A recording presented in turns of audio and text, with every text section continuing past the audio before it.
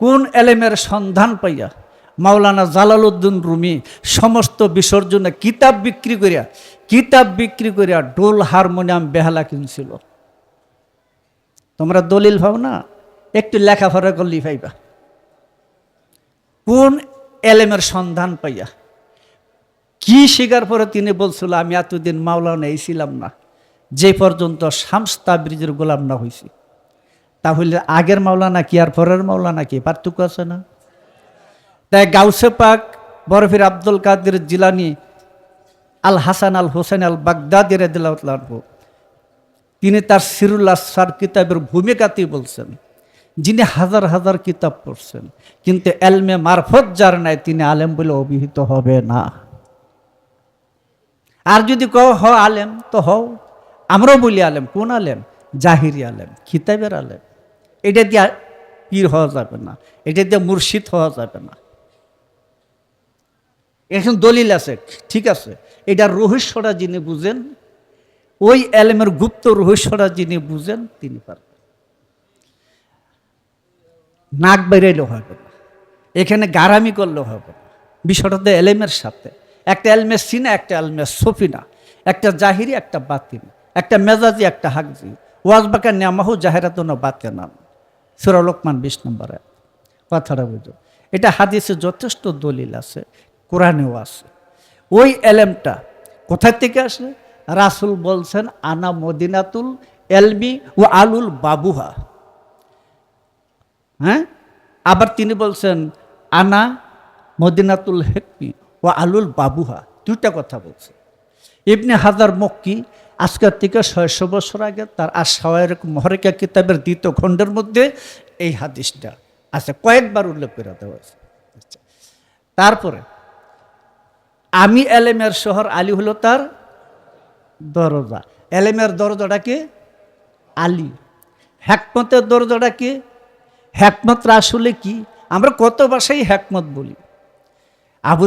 আবুল হাকাম বলতেন হিকমতের পিতা, জ্ঞানের পিতা। সে মুফতি ছিল তখনকার সময়, কিন্তু রাসূলকে স্বীকার না করাতে কি হইল? মূর্খের পিতা আবু জাহেল।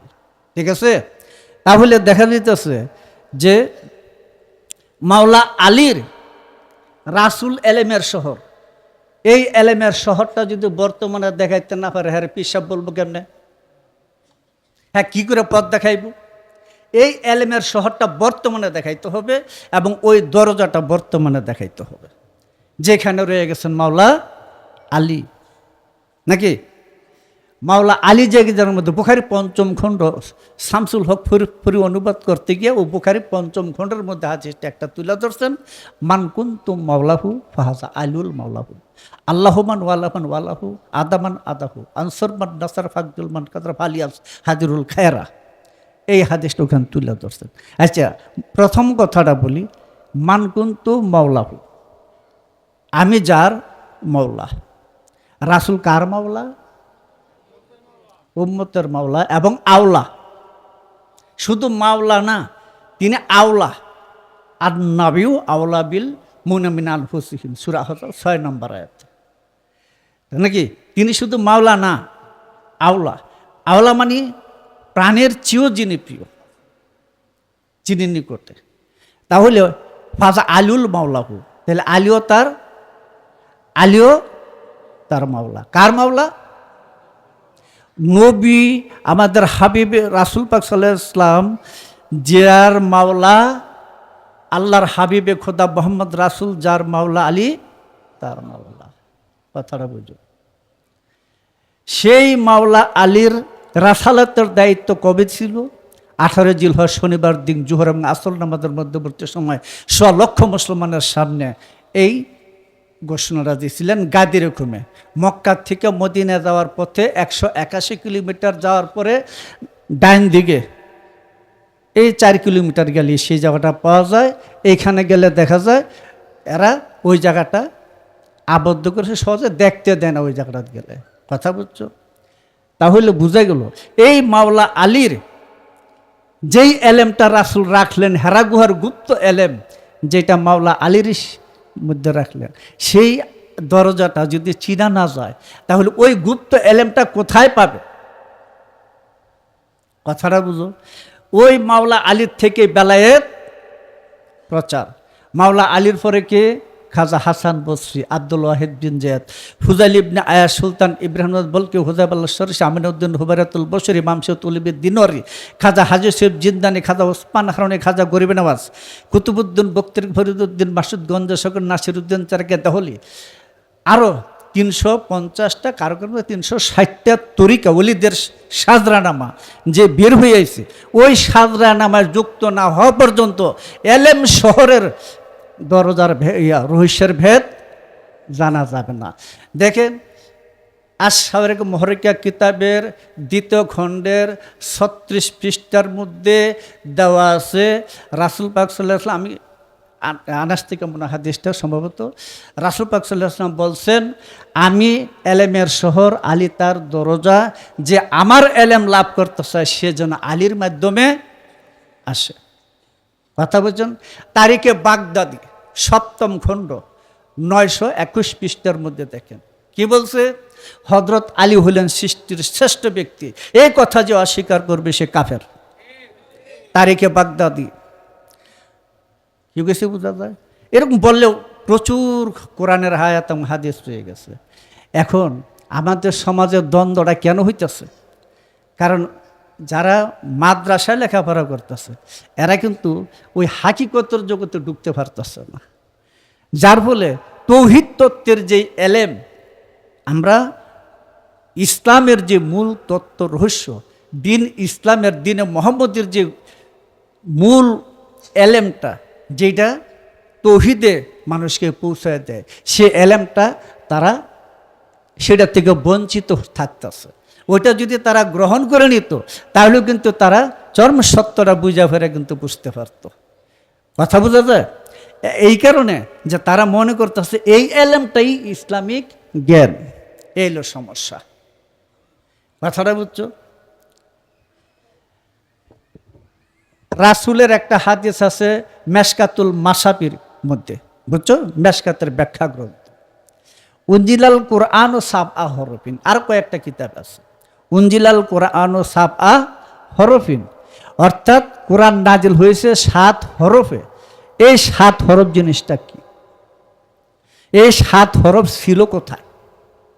এই 7 হরফ আছে সূরা ফাতিহায়। কথা বুঝছো? সূরা ফাতিহা, এটাকে উম্মুল কোরআন বলা হয়, উম্মুল কোরআন বলা হয়। উম্মুল অর্থ কি?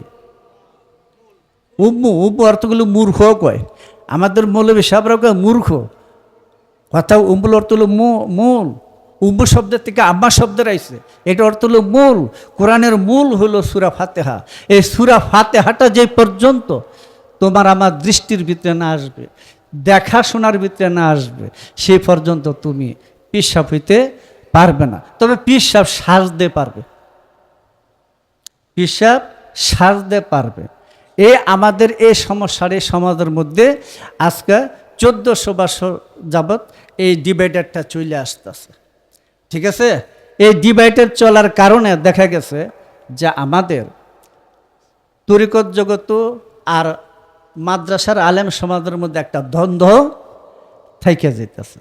কথা বুঝছো? এই দ্বন্দ্ব ততক্ষণ পর্যন্ত নিরসন হবে না যে পর্যন্ত না আমি তৌহিদি এলেম লাভ করতে না পারবো। কথা বুঝছো? তো যাই, তোমার ওই কথাটার আমি এইদিকে কথা বললাম এই জন্য। তো আমাদের আসলে আজকে আমরা যাদের জন্য বসা হইলো আজকের ফাতিহাটা, এটা তো জানি। তো এখানে একটা জিনিস বুঝতে হবে, যারা তরিকতপন্থী, যারা মাওলা আলীর সাজরানামায়, রাসূলুল্লাহর সাজরানামায় আছে, তাদের মধ্যে যদি একটা নূরের ফোঁটাও ফিরে থাকে তাহলেও তাদের একটা রওজা মাজার হয়। কথা বুঝছো না? তাদের মধ্যে যদি একটা নূরের সিটাও পড়ে থাকে তবু তাদের একটা হাল হাকিকত অন্যরমের সৃষ্টি হয়ে যায়। এটা সাধারণ মানুষ বুঝবে কি করে? তাই মাওলানা জালালউদ্দিন রুমি বলছেন, তুমি যখন আল্লাহর সম্মানিত ওলিদেরকে সাধারণ মানুষের মতো দেখো, এই দেখাটা তোমার না, এটা আল্লাহর দরবার থেকে বিতাড়িত তেজ্য কুকুরের সম্পত্তি শয়তান থেকে লাভ করছো, তা না হলে তুমি আল্লাহর ওলিদেরকে সাধারণ মানুষের মতো দেখার চোখ তুমি পাইলা কোথায়? চোখ আবু জেহেলের কপালও আছে, আবু লাহাবের কপালও আছে নাকি? রাসূল পাক সাল্লাল্লাহু আলাইহি ওয়াসাল্লামের সাহাবে কেরামদের চোখ কপালও চোখ আছে। সবার চোখ কি এক কাজ করে? কারণ কাজটা কি চোখের না অন্তরের? অন্তরের থেকে আসে। কাজে ইমানের আলো যাদের অন্তরে প্রবেশ করে নেয়, আল্লাহ জাগ্রত করে দেয় নাই, তারা কি করে ওলিদের ভেদ বুঝবে? সম্ভব? এইটা সম্ভব না। একটা জিনিস খেয়াল করো, একটা ছাত্র কখনো মাস্টার ডিগ্রি শিক্ষকের ভেদ জানে না। যদি জানতে হয় তাকে ধাপে ধাপে অতিক্রম করে সেই জায়গায় পৌঁছলে তখন সে বুঝে, নাকি? তাই হয় না? তাই অলিদের ভেদ রহস্য বোঝার জন্য অলিদের পথের কর্ম সাধনা করে যেতে হবে, তাহলে বোঝা যাবে। কতটুক পর্যায়ে গেলে অলিদের ব্যাপারে সাবধান করে দিল, কোনো নামাজের মধ্যে সাবধান বলল না, রোজা হজ জাকাতের মধ্যে সাবধান বলল না, নাকি? কিন্তু সাবধান বলল কোথায়? আলা আলা সাবধান, আলা সাবধান, ইন্না আউলিয়া আল্লাহি, নিশ্চয়ই আল্লাহর আউলিয়াদের বন্ধুদের লা খাউফুন, কোনো ভয় নাই, ওয়ালাহুম ইয়াহজানুন, এবং তারা কখনো দুঃখিত হবে না। কথা বুঝছো? তাহলে আল্লাহর ওলিদের অবস্থানটা কোথায়? এই বলতে গেলে কোরআনে অনেক আয়াত আছে এই ব্যাপারে। তো ব্যাপারটা হলো, যারা বুঝে না তারাই বিষয়টা নিয়ে তর্ক করে, বা তারাই বিষয়গুলো বিভিন্ন রকমের সমালোচনা করে। হ্যাঁ, দেখা গেছে এই বিষয়ে যারা একদিন বুঝছে, ইমাম ফখরুদ্দিনও শেষ পর্যন্ত পীর সানাইনির দোয়ায় মুক্তি পাইত, নয়তো শয়তানের কাছে তার ইমান চলে যেত। কথা বুঝছেন? ফখরুদ্দিন রাজি, যিনি গাউসে পাকের বিরোধিতা করছিলেন এবং তৎকালীন সময় ওলিদের বিরুদ্ধে তিনি কিতাব লেখছেন, সেই বইটার নাম হলো তালবিসুল ইবলিস। এখনও আমাদের কমি মাদ্রাসার মধ্যে ওই কিতাব পড়ায়। কিন্তু ইমাম রাজি যে ইমাম জৌজি যে কাছে তবা করে বায়াত হয়ে গেছিলেন, এই কথাটা কিন্তু আর কাউকে বলল না। এইটা গোপন করে বইটা এখনো কমি মাদ্রাসায় পড়ায়। এর মতলবটা, উদ্দেশ্যটা কি? কিছু একটা আছে না? যদি বলতো যে ওনার তো গাউসে পাকের কাছে বায়াত হয়ে গেছিলেন, তাহলে তো বইটার আর কোনো দাম থাকে না। তিনি তাদের ওলিদের, তৎকালীন সময় ওলিদের বিরুদ্ধে বইটা লিখছিলেন। যখন বুঝতে পারছে তখন তিনি তওবা করে বায়াত হয়ে গেলেন। তো এরকমই আমাদের যারা মাদ্রাসার আলেম সমাজ আছেন, তারাও যদি সেই রহস্য জ্ঞানের ভিতরে একবার সন্ধান পায়, যারা পাইছে তারা তো বুঝুনি, পাইছে। গাউসে পাক বরফির আব্দুল কাদের জিলানী, তিনি নিজামিয়া মাদ্রাসার মধ্যে পড়তেন, পড়াইতেন। তিনিও প্রতি শুক্রবার সোমবার আলোচনা করতেন। তিনি 13টা শাস্ত্র নিয়ে লেখাপড়া করছেন, এমনকি জ্যোতিষশাস্ত্র নিয়ে লেখাপড়া করছেন। অথচ তিনি তার ভক্তকে উপদেশ দিতেছেন, তোমরা যখন আমার কাছে আসবে, এই জাহির বিদ্যাটা তোমরা বাড়িতে রাইখে আইসো, মানে এটা তুমি ত্যাগ করে আইসো, তাতে তোমার মস্তিষ্কের মধ্যে যে শূন্যতা সৃষ্টি হবে, ওটার মধ্যে আমি একটি এলমে মারফত ঢুকিয়ে দেব। মানে এলমে মারফতের দেশে না গেলে সেটা বুঝবো কি করে যে এটা জিনিসটা কি? কথাটা বলবেন। কারণ যে বেটা মাস্টার ডিগ্রি পাস করছে আর যে ক্লাস 1-এ পড়ে, এ উদ্দেশ্যের ব্যাস বুঝবো কি করে? হ্যাঁ, তো অহংকার গড়ে বেরোয়েছে, আমি অনেক কিছু জানি, আমি অনেক কিছু জানি, আমি কত মাদ্রাসায় পড়ছি, আমি আরবি ভাষা জানি, সৌদি ভাষা জানি, আর কত কিছু জানি, আমি অনেক কিতাব পড়ছি, আরবি কিতাব পড়ছি, নাকি ফার্সি কিতাব পড়ছি, উর্দু কিতাব পড়ছো, কিন্তু তৌহিদি ইলম লাভ করো নাই। ওইটা আরেক জিনিস, ওইটা চোখ খুলে যায়, ওইটা চোখ খুলে যায়, ওইটা হলো দেখার ইলম। এই জন্য বলি পীর সাহেবের দরবারে গেলে খোদাকে দেখা যায়, খোদাকে চেনা যায়। মানে তুমি বিশ্বাস করো না, আমি করবো কি? তোমার মাথায় বাড়ি দিব? তোমার বিশ্বাস লাগাল হয় না, আমি করবো কি? কাফের দেখে লক্ষ্য করে আল্লাহ পাক বলেন, ওয়া তারা হুম ইয়ানজুরুন ইলাইকা হুম লা ইয়াবসুরুন। কোরআন আছে না? সূরা আরাফে মনে হয়, সম্ভবত সূরা আরাফে দেখবা। হ্যাঁ, আল্লাহ বলতেছেন, দেখছেন, দেখছেন, তারা আপনাকে দেখতেছে অথচ দেখতেছে না। এটা কেমন কথা? প্রথম কথা হলো দেখছেন, এটা আল্লাহ বললেন। কাকে বললেন? রাসূলকে বললেন। কি বলছে? তারা আপনাকে দেখতেছে। তাহলে কি দেখলো? অথচ দেখতেছে না, তাহলে দেখলো কি আর দেখে নাকি? দুটা জিনিস তো রয়ে গেল। দেখলো 3.5 হাত একটা মানুষ, কিন্তু চিনে নাই যে এই সেই রাসূল। বোঝা যায় নাই? কাজে দেখলি কি দেখা যায়? তাহলে তার জন্য চিনার প্রয়োজন আছে। তো সেইটা তো এলমে মারফত। আশ-শারিয়াত আকওয়ালি, আত-তারিকাত আহওয়ালি, আল হাকিকাত এসরারি, আল মারফাত এসরারি। আশ-শারিয়াত আকওয়ালি, আত-তারিকাত আফওয়ালি, আল হাকিকাত আফওয়ালি, আল মারফাত ইসরারি। এটা মিশকাতুল মাসাবির 4র্থ খণ্ডের মধ্যে এই হাদিসটা। কাজী শরীয়ত, তরিকত, হাকিকত, মারফত, ওয়াহদানিয়াত। কোরআনের ভাষা লিকুল্লিন জালনা মিনকুম শিরাত ওয়া মিনহাজান। সূরা মায়েদার 148 নম্বর আয়াত। আল্লাহ পাক বলেন, তোমাদের জন্য একটি বিধিবিধান এবং একটা মিনহাজ দান করেছি। বিধিবিধান শরিয়ত যাকে বলছে, শিরাত ও শরিয়ত, এই শরিয়তটা কিন্তু আলেমদের দ্বারা গঠিত হয় না। আলেমদের দ্বারা গঠিত হয় সামাজিক শরীয়ত। আর আল্লাহ যে শরীয়তের কথা বলছে, ওই শরীয়ত হলো দ্বীন ইসলামের মধ্যে সবচেয়ে বড় জিনিস। ওই শরীয়তের চেয়ে বড় কিছু নাই। ওই শরীয়তকে চিনতে যাওয়াই তরিকত, ওই শরীয়তকে দেখাই হাকিকত, ওই শরীয়তকে চেনাই মারফত। মারফত আর শরীয়ত এক অভিন্ন। এইটা যখন তার হয়ে যায়, তখন এটা ওয়াহদানিয়াত হয়ে যায়। এটা এই শরীয়ত না। ওই শরীয়তে স্বয়ং আল্লাহ ভাস করেন। কি কিছু বোঝা যায়? কাজী শরীয়ত থেকে ওয়াহদানিয়াত পর্যন্ত সমাজের মধ্যে আজকে যে দ্বন্দ্ব বিভেদগুলো হইতেছে, সে রহস্য জগতের এলেমগুলা তাদের নাই, সেদিকে যাইতেও চায় না। এরা ভাবছে এই মাদ্রাসা যেটা পড়াইতেছে এইটি বুঝি সেই মূল এলেম।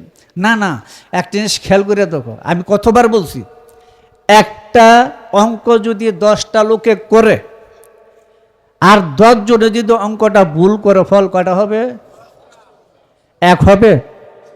হ্যাঁ, আচ্ছা 10টা হলো কেন? ভুল হয়ে গেছে। 10 জনে ভুল করছে, যার যার মতে করছে, করছে না? এই যে 10 জনে যার যার মতে করছে, তাতে অঙ্কটা ভুল হয়েছে, 10টা ফল হয়েছে, হয়েছে না? এই 10টা ফল কি এক করা যাবে? যাবে না। কোরআনের ভাষায় আমি পরে বলবো, এইটুকুর নাম হলো হিজবুস শায়াতিন, শয়তানের দল। আর 10 জন অঙ্ক করছে, 10 জনই অঙ্কটা শুদ্ধ করছে, ফল হবে কটা? এটার নাম কোরআনের ভাষায় হিজবুল্লাহ, আল্লাহর দল। আমি অন্য ভাষায় বলি, যে মানুষটা 3 দ্বারা অতিক্রম করতে পারে নাই, 3 দ্বারা মানে দুনিয়ার আবদ্ধ রয়ে গেছে, 3 দ্বারার ভিতরে যতক্ষণ থাকবে ততক্ষণ পর্যন্ত শুনতভাবে লান্তারানি তুমি আমাকে দেখতে পাবে না, লান্তারানি তুমি আমাকে দেখতে পাবে না। ঠিক আছে? 3 দ্বারা পার হইলে সে খোদার দর্শন পাবে। কথা বুঝছো? তাহলে এই যে 10 জনের অঙ্ক ভুল করছে, ফল হয়েছে 10টা। আমাদের জাহিরি আলেমদের এত মতভেদ, এত ফেরকার কারণ তাদের মতবাদ ভুল, তারা নিজেরই প্রমাণ করছেন। কাজে এদের সঙ্গে তর্ক যুক্তি করে তো লাভ নাই, এটা ছেড়ে দিতে হবে আল্লাহর হাতে। আল্লাহ বলছেন মায়াদিল্লাহু ফাহুয়াল মুহতাদ, আল্লাহ যাকে পথ দেখান সে পথ পায়। অমায়াদিন ফালান তাজউলিয়া মুর্শিদান। আর যে নফসের প্রবৃত্তির অধীন হইয়া বিভ্রান্তগিরি হয়, সে কখনো অলি পর্যায়ের মুর্শিদ পাবে না, অলিয়া মুর্শিদ পাবে না। অলিয়া মুর্শিদ না পাওয়াটাই আল্লাহর হেদায়েত থেকে বঞ্চিত হওয়া। সূরা কাহাবের 17 নম্বর আয়াত। কথা বুঝছো? কারণ অলিয়া মুর্শিদরা কি করে? মানুষকে তৌহিদের জ্ঞানে নিয়ে আসে, তৌহিদের মধ্যে ঢুকায় দেয়। কিভাবে দেয়? এই 3 জামাতের শিক্ষা দিয়া অতিক্রম করিয়া 4র্থ দায়রাতে ঢুকলে ঐক্যতার জগৎ। ঐক্যতার জগৎ বুঝে কি করতেছি? অর্থাৎ রুহে ইনসানের জগতে কোনো দুই নাই, যে রুহের কারণে মানুষ ওলি আল্লাহ নবী রাসূল হয়, কথা বুঝছো? ওইটার কোনো দুই নাই। তাহলে রুহে ইনসানের অধিকারী যদি 500 লোক হয়, কয়টা? কি বেশি বোঝা যায়? এটা হিজবুল্লাহ। আর 3 জামাতের ভিতরে অসংখ্য মতভেদ, সুরত নকশা আকৃতি আছে। ওটার ভিতরে আমরা যারা বাস করি তারা শত মতভেদের আওতায় ডুব দিয়ে থাকি, কারো মতে কারো আমরা গ্রহণ করি না। ওইটাকে বলা হিজবুস শায়াতিন। এই হিজবুস শায়াতিনের জগৎ থেকে পীর মুর্শিদরা ভক্তকে উঠে হিজবুল্লাহর জগতে ঢুকায় দেয়। বোঝা যায়? এখানে তো তর্ক করলে হবে না। তর্ক করে পৃথিবীতে কোনো কিছু সমাধান হয় নাই, পারবে না। যে পর্যন্ত সে মানুষটা তৌহিদে জ্ঞানের ভিতরে না ঢুকবে, এলমে মারফতের ভিতরে না ঢুকবে, এলমে আসরারের ভিতরে না ঢুকবে, সেই পর্যন্ত এটা সমাধান হবে না। তো